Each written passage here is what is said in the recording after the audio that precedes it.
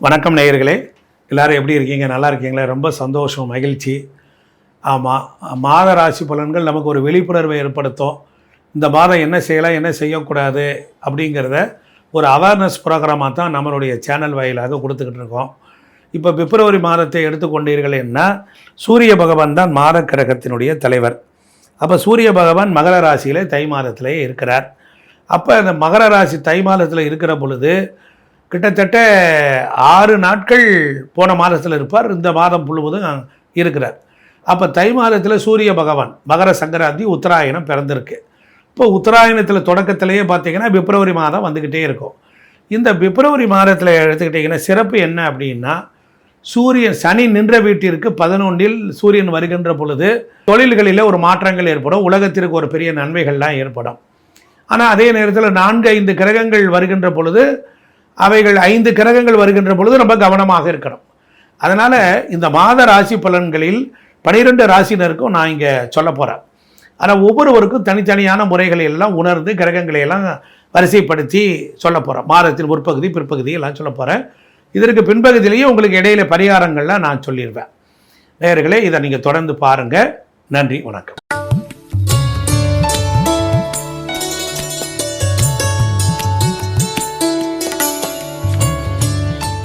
ஸ்ரீ குருப்யோ நமகா, ஸ்ரீ மாத்ரே நமகா, அகத்தீசாயி நமகா. உலகெங்கும் இருக்கக்கூடிய துளாராசி அன்பர்களுக்கு பிப்ரவரி மாத ராசி பலன்கள் எல்லாருக்கும் வணக்கம். பொதுவாக துளாராசி என்பது காலபுருஷத்துக்கு 7ஆம் இடம். நீதியை தராசை அடிப்படையாக கொண்டது. நேர்மை, நீதி, ஒழுக்கம், வியாபாரத்தில் யுக்திகளை கடைபிடிக்கக்கூடியவர்களும் மிகுந்த சிறந்தவர்களாக விளங்கக்கூடியவர்கள் துளாராசி அன்பர்கள். துளாராசி ஆண் பெண்கள் கணவன் மனைவி ஒற்றுமை இயற்கையிலே நன்றாக இருக்கும். துளாராசிக்கு பொறுத்தளவில் இந்த மாத ராசி பலன்கள் பார்ப்போம். மாதாந்திர கோள்களை வைத்து பார்க்கிற பொழுது இந்த மாதத்தை 2 வகையாக பிரிக்கலாம். ஏற்றங்களும் தாழ்வுகளும் நிறைந்ததாகத்தான் இருக்கும். அதே போல் துலாம் ராசிக்கு மாதத்தின் ஆரம்பத்தில் உள்ள கிரக நிலைகள், மாதத்தில் ஆரம்பத்தில் செவ்வாய், சூரியன், புதன் மற்றும் சுக்கிரன் மாத தொடக்கத்தில் உங்களுக்கு 4வது வீட்டில் இருப்பார்கள். பிற்பகுதியில் தான் 5வது வீட்டுக்கு வருவார்கள். ஸோ அதனால் உங்களுக்கு இந்த ஜாதக ரீதியாக எடுத்துக்கொண்டால் ஓரளவிற்கு உங்களுக்கு நன்மைகள் உண்டாகும். ராகு 5வது வீட்டுக்கு இடம்பெறும்போது நன்மை உண்டாகும். ராகு மாதம் முழுவதும் 5வது வீட்டில் தான் இருக்கிறார். சனி உங்களுக்கு 6வது வீட்டில் இருக்கிறார். சனி உங்களுக்கு நன்மையை தந்து கொண்டு இருக்கிறார். குரு மாதம் முழுவதும் 9வது வீட்டில் வக்கரமாக இருக்கிறார். அப்போ கேது 11வது வீட்டில் இருக்கிறார். வயிறு தொடர்பான பிரச்சனைகளை ஏற்படுத்தக்கூடும். துளாராசி அன்பர்களுக்கு வயிறு சம்பந்தமான பிரச்சனைகள், வாயு பிடிப்புகள், தசை பிடிப்புகள் இவைகளெல்லாம் ஏற்படும். அதே போல் காதல் சம்பந்தப்பட்ட உறவுகள் ஏற்றத்தாழ்வுகளை ஏற்படுத்தும். ஆமாம், ஒரு பிடி கொடுக்காது. திருமண உறவுகள் ஓரளவுக்கு திருப்திகரமாக இருக்கும். உங்களுடைய மனைவியிடமிருந்து, உங்கள் கணவனிடமிருந்து நன்மைகள் வரலாம். செலவுகள்லாம் குறையும். ரொம்ப நாளாக எதிர்பார்த்தா வருமானமெல்லாம் அதிகரிக்கும். வேலை பார்ப்பவர்களுக்கு புதிய புதிய சிக்கலான வேலையில் பல சவால்களை எதிர்கொள்ளக்கூடிய சூழலானது அமையும். அது ஒன்று தான் மைனஸ். அதே நேரத்தில் வேலைகளை மாற்றுவதற்கான வாய்ப்பும் இருக்கலாம். இந்த ஜாபை விட்டுட்டு அங்கே போகலாமா அப்படிங்கிற ஒரு டயலமாவும் ஏற்படும். இந்த மாதம் உங்களுக்கு வியாபாரத்தில் சாதகமான சூழல்கள் உண்டாகும். அதனால் தொழில் முன்னேற்றத்திற்கான நல்ல வாய்ப்புகள், தொழிலில் முன்னேற்றத்திற்கு 6ஆம் இடத்து சனி நன்மையை தரும். அதே நேரத்தில் சில நோய்களை கொடுத்தாலும் பொருளாதாரத்தில் வெற்றிகளை கொடுக்கும். உழைத்து நிறைய பொருளாதாரத்தை ஈட்டக்கூடிய வாய்ப்புகளை ஏற்படுத்தும். மாணவர்களுக்கு எடுத்துக்கிட்டிங்கன்னா சவால்களை முன்வைக்கலாம். காரணம் என்ன என்றால் சனியின் 3, 7, 10 பார்வை துலா ராசிக்கு பொறுத்தளவில் 8ஆம் இடத்திலையும் 12ஆம் இடத்திலையும் 3ஆம் இடத்திலையும் சனியினுடைய பார்வை. ஸோ அதனால் இந்த இடங்கள் எல்லாம் வெற்றி ஸ்தானம். 3ஆம் இடம் வெற்றி ஸ்தானம். அப்போ சனி போட்டால் மந்தப்படுத்திடுவார். 8ஆம் இடம் ஆயுள் ஸ்தானம், ரொம்ப ஹார்டு எஃபெக்ட் பண்ணணும். 12ஆம் இடத்தை பார்க்குறாரு, அப்போ தூக்கமின்மை ஏற்படும். மொத்தத்தில் பொறுத்தளவில் ஜாதகர்களுக்கு இந்த மாதாந்திர பலன்களில் இந்த மாதம் உங்களுக்கு சிக்கல். குடும்ப சூழ்நிலை மிதமாகத்தான் இருக்கும். தாயார் உடல்நிலையில் ஏற்ற இறக்கங்கள். ஏன்னா 3ஆம் இடத்துல சனி பார்த்தார்னா 4ஆம் இடம் தாய், 4க்கு 12ஆம் இடத்துல சனி இருந்தால் தாயாருக்கு மெடிக்கல் எக்ஸ்பென்சன்ஸ் வரும். அதனால் உடல்நிலையில் கவனமாக இருக்கணும். வெளிநாட்டு பயணம் சாத்தியமாகும். விடாமுயற்சியில் செயல்படணும், நிச்சயமாக வெற்றி பெறலாம்.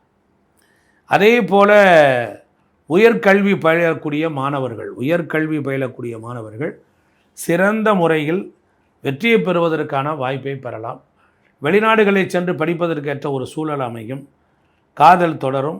ஒருவருக்கொருவர் நம்பிக்கை பெற முடியும். வெளிநாட்டில் கல்யாணமாகி மாப்பிள்ளை வெளிநாட்டில் இருப்பார், பொண்ணு இந்த ஊரில் இருக்கும். நீங்கள் எல்லாருக்குமே ஒரு உறவுகளில் ஒரு சந்தோஷம், மகிழ்ச்சி கிடைச்சிடும்.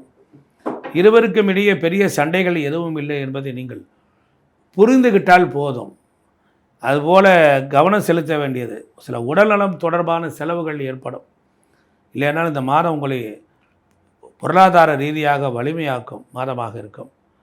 இப்போ இந்த ஜாதகருக்கு பொறுத்தளவில் துலாம் ராசிக்கு 5ஆம் இடத்தில் இருக்கிற ராகு உங்களுக்கு ஒரு விதமான மன உளைச்சலை கொடுத்துக்கிட்டு இருக்கு. நிறைய ஆசைகளை கொடுக்கும்.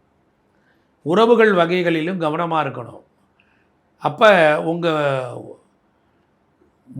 உறவுகள் இந்த ராகுவினுடைய பார்வை கிரகங்களை எல்லாம் ராகுவை நோக்கி போய் கொண்டிருக்கிறது. அப்பொழுது என்ன செய்யும் அப்படின்னா, நிறைய ஆசை அபிலாசைகளை நிறைவேற்றி கொள்ள வேண்டும் என்கின்ற திட்டங்களை நீங்கள் தீட்ட ஆரம்பித்து விடுவீர்கள். அதையெல்லாம் இந்த மாதத்திலிருந்து 3ஆவது மாதத்தில் தான் அவைகள்லாம் நன்மை அடையும். அதே போல் மகாலட்சுமிக்கு விளக்கேற்றி வழிபடணும். மகாலட்சுமி அஷ்டகம் சொல்லி வழிபடணும்.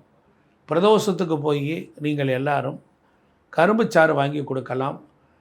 அதே போல் சதுரகிரி சந்தன மகாலிங்கம், சுந்தர மகாலிங்கம்னு மலையில் இருக்கும்.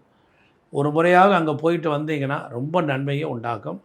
கர்மஸ்தானத்தில் உங்களுக்கு கிட்டத்தட்ட செவ்வாயானது ரொம்ப நாளைக்கு அப்புறம் வர்றார்.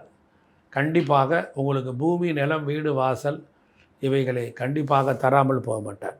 இந்த ஆண்டு மாதம் முழுவதும் நன்மையே நடக்கும். வெற்றி நிச்சயம். நன்றி, வணக்கம். ஒவ்வொருத்தருக்கும் அவங்க ராசிக்கு அந்த மாதத்தில் எந்தெந்த கிரகங்கள் எப்படி இருக்குது, எந்த மாதிரி நீங்கள் பண்ணணும், எப்படி பரிகாரம் பண்ணணும் அப்படிங்கிற விவரங்களை விழாவாரியாக நான் உங்களுக்கு கொடுத்துருக்குறேன்.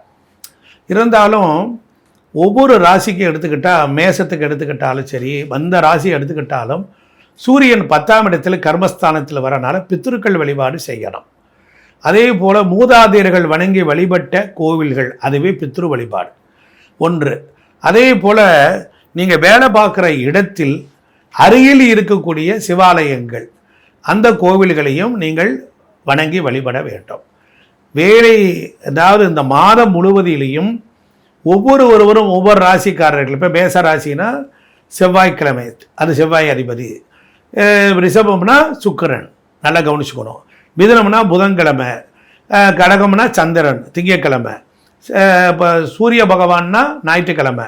அதே போல் கன்னி புதன்கிழமை, துலாம் வெள்ளிக்கிழமை, விருச்சிகம் செவ்வாய்க்கிழமை, தனுசு வியாழக்கிழமை, மகரம் கும்பம் அது சனிக்கிழமை. அதே போல் மீனமும் உங்களுக்கு வியாழக்கிழமை. அப்போ 9 கோள்களும் வந்துருச்சு. அந்த ஓரையில் வேலை செய்கிற நேரத்தில் நீங்கள் ஒரு விளக்கேற்றி வழிபடலாம். நல்லா கவனிச்சுக்கணும். அதே போல் ஒவ்வொரு கடைகளிலும், வியாபாரத்திலும், படிக்கிற இடங்கள் எங்கே இருந்தாலும் ஒரு விளக்கை ஏற்றுங்க. அதுவே ஜோதியாக மாறும். காரணம் என்ன என்றால், தைப்பூசம் வடலூர் வள்ளலார் ஜோதி ஏற்றியது. அதே போல்தான் நல்ல விஷயங்கள் எல்லாம் இந்த தை மாதத்தில் நடந்திருக்கு. அதனால் இந்த தை மாதம் முடிகிற வரையிலும் நீங்கள் விளக்கேற்றுங்கள். விளக்கை ஏற்ற ஏற்ற உங்கள் வேதனைகள் எல்லாம் மாறும். தொடர்ந்து ஒவ்வொருத்தருக்கும் கொடுத்துருக்கிற பரிகாரத்தையும் நீங்கள் செய்து கொண்டு வாருங்கள். அந்த ஹோரை அப்படிங்கிற நேரத்தில் உங்களுடைய இதை செய்யும்போது கண்டிப்பாக நல்ல மாற்றங்கள் உண்டாகும். நன்றி, வணக்கம்.